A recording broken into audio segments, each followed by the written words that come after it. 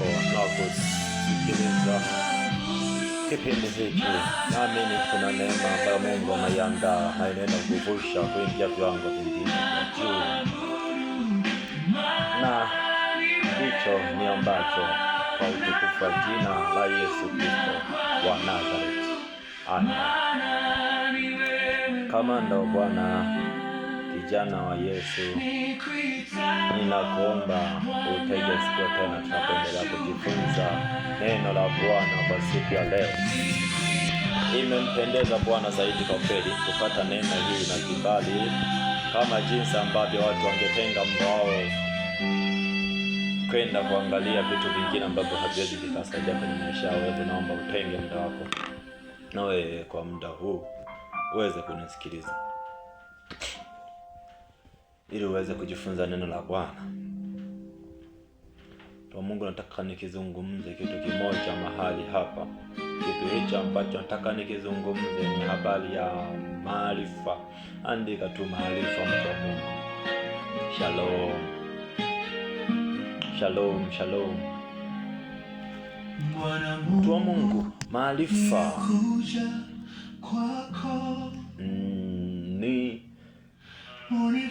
ni kitu kinachounganisha kati ya roho ya mtu na Mungu wake. Maarifa ndiyo yanamuunganisha mtu na Mungu wake. Kinachomsogeza mtu karibu na Mungu ni maarifa. Haujawa karibu na Mungu kama haujayatafuta maarifa ya kimungu. Maarifa ya kiungu ndiyo yanasababisha mtu anaongeza kiwango cha imani yake, kwa sababu watu wengi sana wanapotea kwa sababu ya maarifa. Watu wengi sana wamepotea kwa sababu ya kukosa maarifa ya kiungu. Watu wengi imani zao zimeshuka kwa sababu ya kukosa maarifa ya kiungu. Roho za watu zimekuwa tasa kwa sababu ya kukosa maarifa ya kimungu katika lile eneo. Roho za watu zimekuwa vilema kwa sababu ya kukosa maarifa ya kiungu. Na bahati mbaya kabisa, walio wengi hawataki kutafuta maarifa, wanakimbilia miujiza. Nisikilize mtu wa Mungu, miujiza yote iko ndani ya maarifa ya kiungu. Miujiza yote unayoona kwenye Biblia iko ndani ya maarifa. Mwingine hicho anajiuliza kwamba je, mtu wa Mungu, hao maarifa tunayapataje?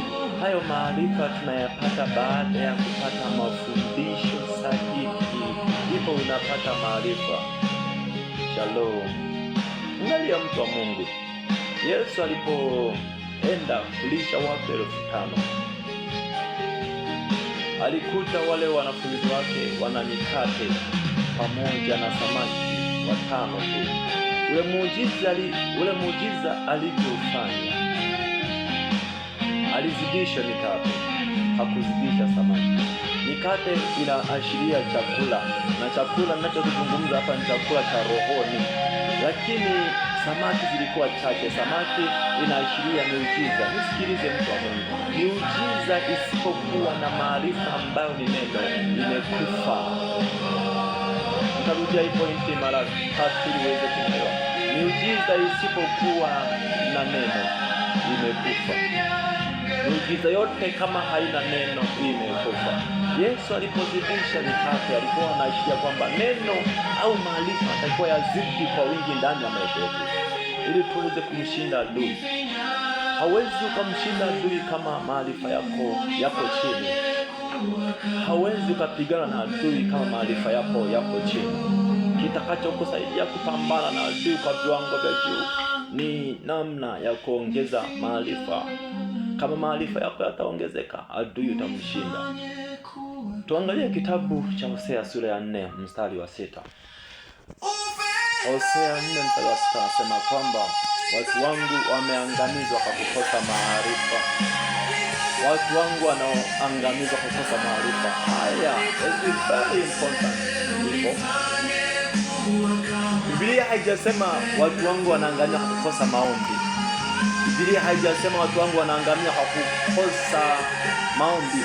Biblia haijasema watu wangu wanaangamia kwa kukosa kumtolea Bwana. Biblia haijasema watu wangu wanaangamia kwa sababu hawahudhurii ibadani. Biblia haijasema watu wangu wanaangamia kwa kuwa hawafanyi ibada inayompendeza. No, Biblia imesema watu wangu wanaangamia kwa kukosa maarifa. Maarifa huondoa maangamizo kwa mtu. Maarifa huondoa maangamizo kwa mtu. Kama mtu atapata maarifa hataangamia, kwa sababu kila mtu anaomba, lakini wengi tunaomba bila maarifa katika lile lango la maombi.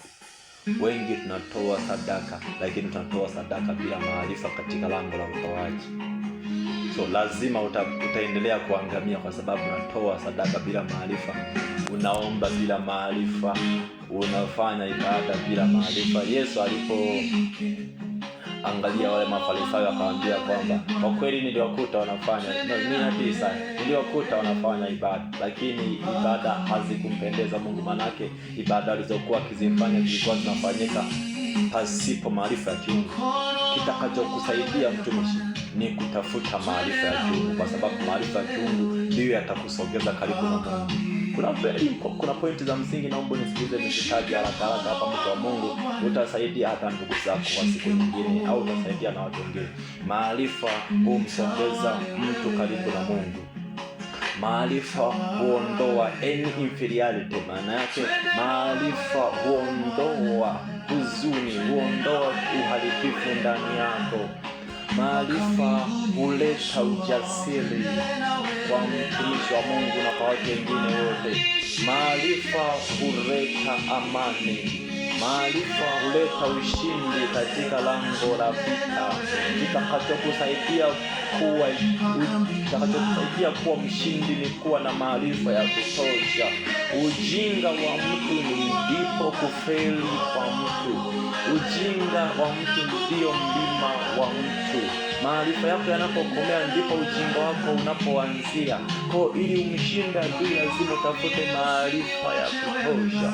Uhuru unapatikana kwenye maarifa. Ndio maana Yesu anasema kwamba kwenye kitabu cha Yohana 17:17, watakase kwa ile kweli, neno lako ndiyo kweli. Na Yohana 8:32, wataifahamu kweli na hiyo kweli itaweka huru. Kweli ni ipi? Maarifa ya kiungu ndiyo kweli. Kwa ukifahamu maarifa utakuwa huru. Haujawa huru 100% kama haujafahamu maarifa ya kiungu. Haleluya. Na kwa bahati mbaya na wahurumia this generation, kizazi hiki hakitaki kutafuta maarifa. Ndipo bahati mbaya ilipo hapo.